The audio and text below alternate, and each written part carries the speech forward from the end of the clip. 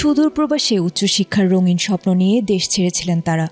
বুক ভরা আশা ছিল সাফল্যের শিখরে পৌঁছানোর, আর শেষমেশ দেশে ফিরে প্রিয়জনদের মুখে হাসি ফোটানোর। কিন্তু আটলান্টিকের ওপারের সেই সাজানো স্বপ্নের ক্যানভাস মুহূর্তেই বিবর্ণ হয়ে গেল। রহস্যময় নিখোঁজ আর তার বুক কাঁপানো পরিণতির গল্প এখন টেম্পা শহরের প্রতিটি কোণায় যেন বিষাদ ছড়িয়ে দিয়েছে। মেধাবী এই দুই প্রাণকে ঘিরে গত 10 দিনের যে উৎকণ্ঠা ছিল, তার রূপ নিল এক হাহাকার ভরা সমাপ্তিতে। যুক্তরাষ্ট্রের ইউনিভার্সিটি অফ সাউথ ফ্লোরিডার দুই পিএইচডি শিক্ষার্থী জামিল আহমেদ লিমন ও নাহিদ সুলতানা বৃষ্টির মর্মান্তিক মৃত্যুতে শোকের ছায়া নেমে এসেছে দেশ জুড়ে। আন্তর্জাতিক সংবাদ মাধ্যম CNN-এর এক প্রতিবেদন থেকে জানা গেছে, গত 16 এপ্রিল রহস্যজনকভাবে নিখোঁজ হওয়ার পর শুক্রবার স্থানীয় পুলিশ টেম্পা বে এলাকার হাওয়ার্ড ফ্র্যাঙ্কল্যান্ড ব্রিজ থেকে উদ্ধার করেছে জামিল লিমনের ক্ষতবিক্ষত মরদেহ।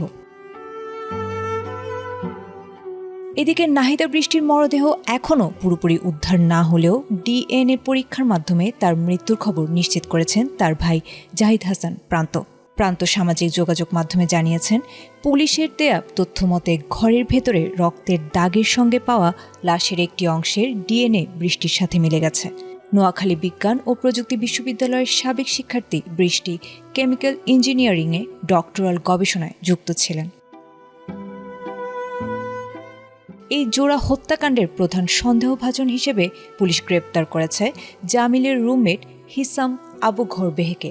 26 বছর বয়সী সাবেক এই USF শিক্ষার্থীকে গ্রেপ্তারের জন্য পুলিশের বিশেষায়িত সোয়াট টিম অভিযান চালিয়েছে। প্রাথমিক জিজ্ঞাসাবাদে হিসামের বিরুদ্ধে তথ্য প্রমাণ নষ্ট, মরদেহ লুকানো এবং পারিবারিক সহিংসতার মতো গুরুতর 6টি অভিযোগ আনা হয়েছে। নিহত লিমনের পরিবার জানিয়েছে, বৃষ্টির সাথে লিমনের বিয়ের কথাবার্তা চলছিল, অথচ সেই ভালোবাসার ঘর বাঁধার আগেই বিদেশের মাটিতে প্রাণ হারাতে হলো তাদের। এই হত্যাকাণ্ডের নেপথ্যে প্রকৃত কারণ উদ্ঘাটনে ময়নাতদন্ত ও নিবিড় তদন্ত চালিয়ে যাচ্ছে হিলসব্রো কাউন্টি শেরিফ অফিস। প্রিয় সন্তানদের এমন অকাল মৃত্যুতে বাংলাদেশ ও যুক্তরাষ্ট্রের প্রবাসী কমিউনিটিতে শোক ও বিচারের দাবি প্রবল হয়ে উঠেছে। আয়েশা আক্তার, ATN বাংলা।